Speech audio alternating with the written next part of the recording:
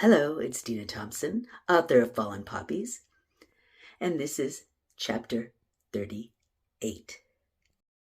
Chapter 38. JoBeth stood on the front porch of Chad's parents' house.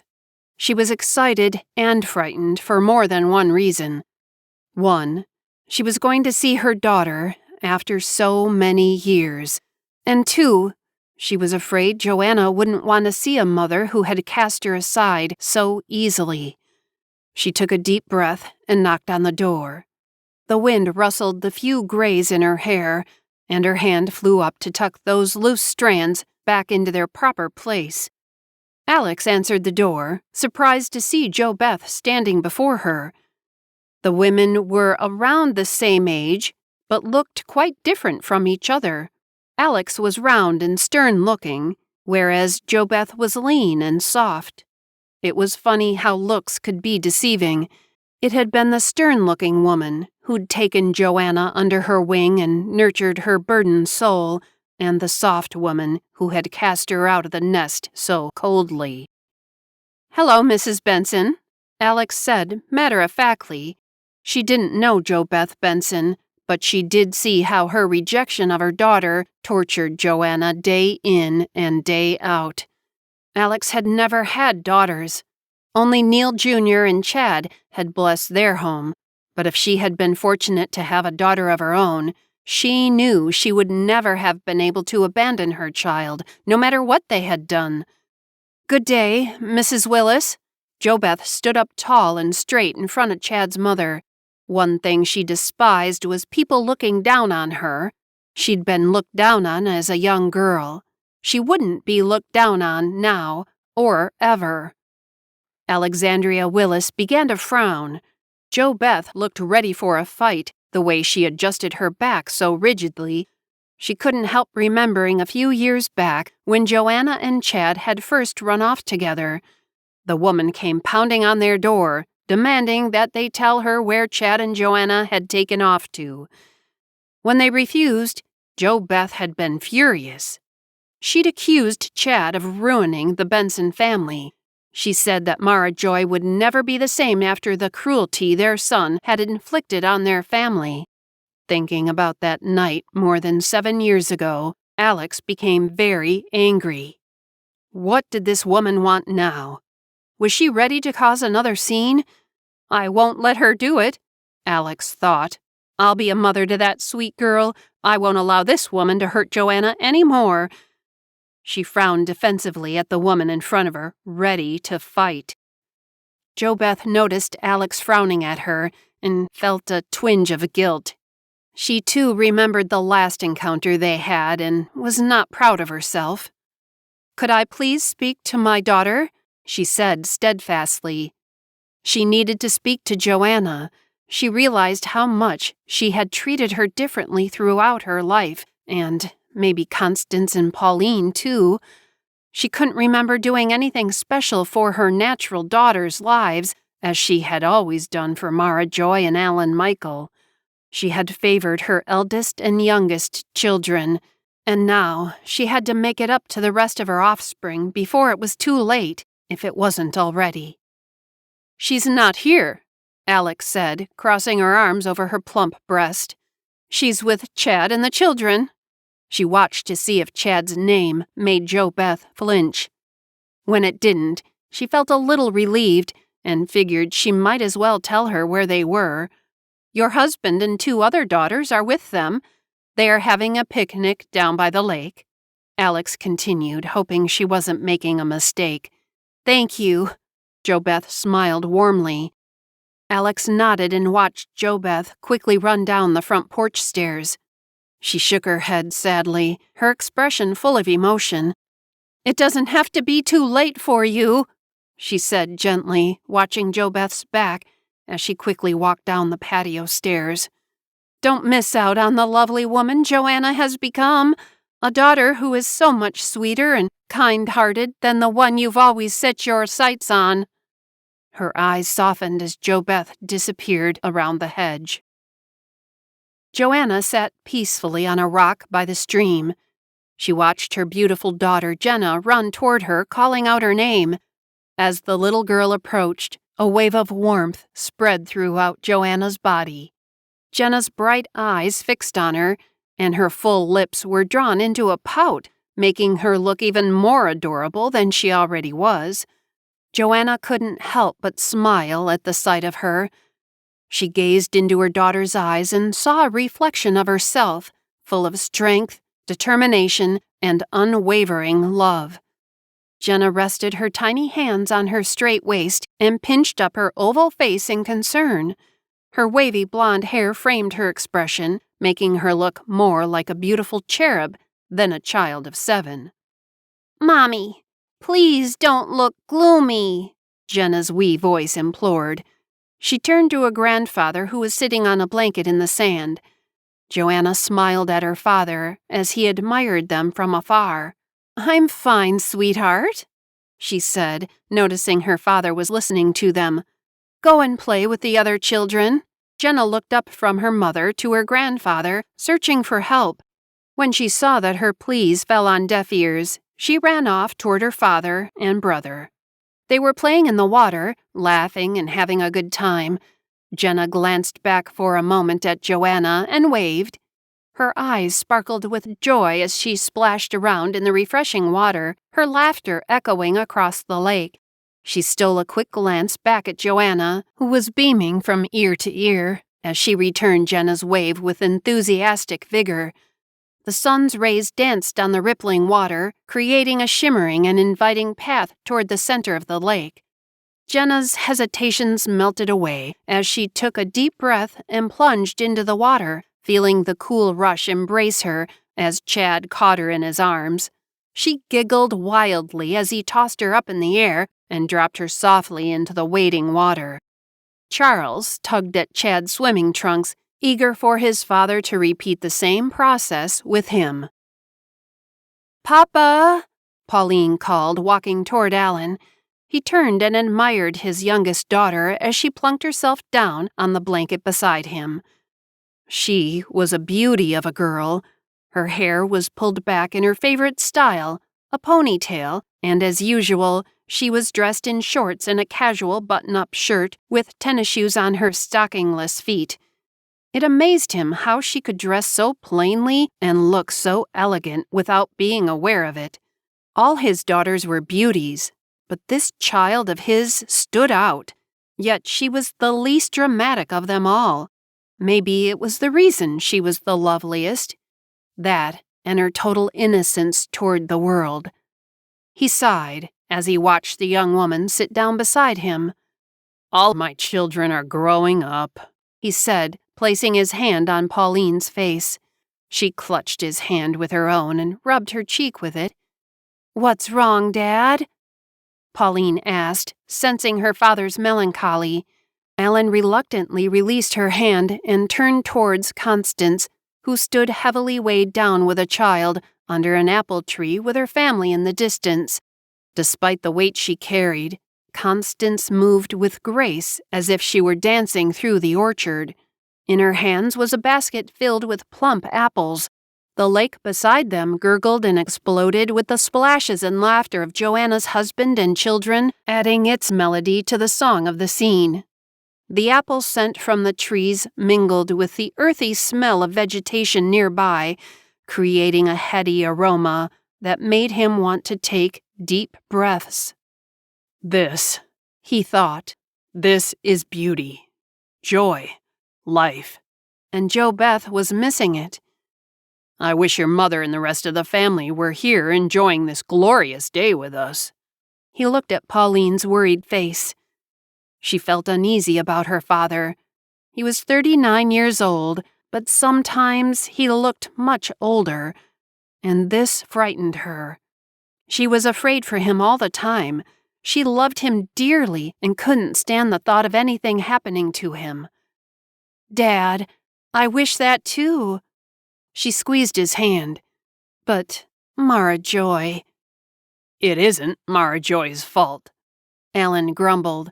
"Constance and you are always blaming Mara Joy for everything. You have to realize that your mother is the one who makes her own decisions in life. She always has and always will. She will have to take responsibility for her own actions, good or bad. Well, Pauline rolled her eyes in jest. I suppose so, Pop. Anyway, I didn't come over here to argue about Mom. I came to tell you I have to go. Pascal is waiting for me. She leaned over and kissed Alan warmly on the cheek. He reached up and held her face to his, feeling the energy that was created by his daughter flow into him. He closed his eyes and silently prayed for his younger daughter. Pauline cupped his hand and closed her eyes. She was so innocent. Alan was afraid she would be eaten up in the big, bad world. All he wanted to do was protect her. Pauline felt tears she couldn't explain form in the corner of her eyes, and a lump was developing in her throat, choking her. Quickly, she kissed her father again and stood up, dusting the sand off her legs. Is this Pascal treating you right? Alan shielded his eyes from the glaring sun beating down on him as he looked up into her face. Yes, Dad, Pauline said, walking away. Of course. He bit his bottom lip hesitantly. He liked George, Constance's husband, well enough, but there was something about his brother that he didn't trust. Pauline trotted away, wiping tears from her eyes. Alan wished he could be everywhere with his children, protecting them, but he couldn't. He also couldn't force them to stay at home with him any longer, either. JoBeth peeked through the leaves of the hedge, observing Pauline and Alan in the distance. As her youngest daughter departed in tears, JoBeth's mind raced with concern.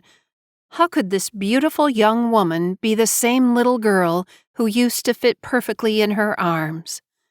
She felt a pang in her heart, shaking her head in disbelief, unable to comprehend that her little girl had become a woman right before her eyes, without her even noticing. JoBeth watched Pauline walk away, not noticing Joanna standing up, her hands clasped over her mouth after spotting her mother crouched in the thicket of bushes. She didn't even see the look Joanna gave her, a look of complete and utter joy. Mama! Joanna's piercing cry echoed through the air as she doubled over, clutching her fists tightly to her chest. Her heart raced as she bolted forward towards her mother. Alan spun around at the sound of his daughter's anguished cry, his heart pounding with fear and anxiety. Shivers coursed down his spine. With a pounding pulse, he watched Joanna sprinting at full speed towards her mother. Hearing Joanna, JoBeth quickly spun around, tears welling up in her eyes. Without a second thought, she ran straight into her daughter's outstretched arms, their bodies colliding with an explosive force. As they embraced, their grip tightened with a fierce intensity, desperately clinging to one another for dear life, the weight of all their unspoken fears and anxieties lifting off their shoulders at that moment. They were two drowning souls reunited, holding on to each other for survival, as though their lives depended on it, and maybe it did. Alan's jaw clenched as he forced his gaze to the ground, wiping a tear trickling along his stubbled cheek. He nodded and lifted his chin in silent approval. JoBeth was his rock for so many years, a partner in life and parenting their children. He knew she wouldn't let him down. She never had, she never would. She couldn't abandon their daughter any more than he could. Even in this moment of uncertainty, he was certain of that. JoBeth held Joanna close, enjoying the feeling of her once again in her arms. She didn't notice Jenna running toward them. Alan slowly pulled himself to his feet, joining Chad, who had come out of the water holding on to Charles' hand after hearing Joanna cry out. Standing side by side, they silently watched their wives embrace each other in a tight hug, neither letting go. Constance and George stood at the edge of the orchard, their eyes fixed on the two women embracing. A smile spread across Constance's cheeks as she turned to face George, clasping his hand tight in hers. Their young son delighted giggles filled the air. He was crouched beneath a red-tinged tree, carefully selecting the best apples from the ripe fruit. They turned to walk toward him, his little face beaming with joy, as his eyes filled with wonder at the large, shiny apple clutched tight in his small hands. "Oh, darling, I have been so foolish. Will you ever be able to forgive me?" JoBeth lifted Joanna's tear-streaked face to her own. "There's nothing to forgive," Joanna sobbed. "I have you back, and that is all that matters. There is so much to forgive, and I plan to try to make up for the wrong I have done to this family. It's this family that means everything to me. Your father—" JoBeth glanced at Alan, who stood proudly looking on, and smiled. "And you children have always been my life. Always." Jenna, who was confused by what was happening, looked up at the woman her mother was hugging. She tugged on her skirt, wanting to find out who she was and why she was causing her mommy to cry. JoBeth, startled by the child, looked down unconsciously and lost her breath. The little girl was the spitting image of her long-dead brother, Paulie. Her hand flew to her mouth in astonishment. Her throat tightened. Long-since-forgotten moments flooded her mind, each one like a wave crashing against the wall she had so carefully constructed. Paulie's smiling face looking up at her, his infectious laugh, the way he held her hand so tightly when they walked together, his little fingers crusted black with dirt from digging for worms and slugs in the woods. She had tucked these memories away in the back of her mind, believing that if she kept them hidden, she could avoid their heartache. She did it with all the people she had loved and lost: her parents, Jonah, her baby. Tears pricked at her eyes as she realized how much effort it had taken her to put those memories away. "Ma, are you okay?" Joanna's breath caught in her throat as she saw the pallor on her mother's face. Her hand shot out instinctively, reaching for Jenna. The fear in her heart grew. Was Jenna a reminder of what she had done to hurt the family? Did her mother still feel that Joanna's children should be Mara Joy's? "Paulie," Joanna whispered, bending down to Jenna. "Do you remember your father and me telling you about your names, Joanna?" "I don't understand, Ma," Joanna said, confused, her heart racing. She held on to Jenna's arm defensively. Could her mother turn on her once again, now that she was face to face with the child she had with Chad? JoBeth touched the little girl's face and the soft down of her blonde hair. Still looking at Jenna, JoBeth continued. "Mara Joy was named after Tamara, her birth mother. Joy was a nickname Shauna had picked out for her when she was just a little baby. It was very appropriate, because she brought us such joy at a time when we didn't have a lot of it."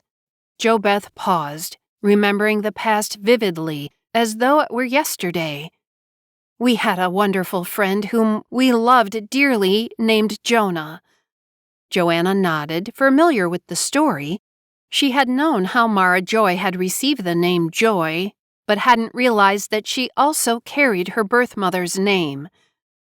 "Jonah," JoBeth paused, seeing her friend's face flash before her eyes, his laughter still echoing in the distance. "It nearly destroyed us when he was killed. The pain was unbearable, but—" she brightened up. "We persevered and later had a daughter, you." JoBeth beamed at Joanna. "It only seemed right that we named you after him. He meant so much to all of us that I needed to feel his spirit near me, and so I honored him by naming my child after him, twice." Joanna was confused.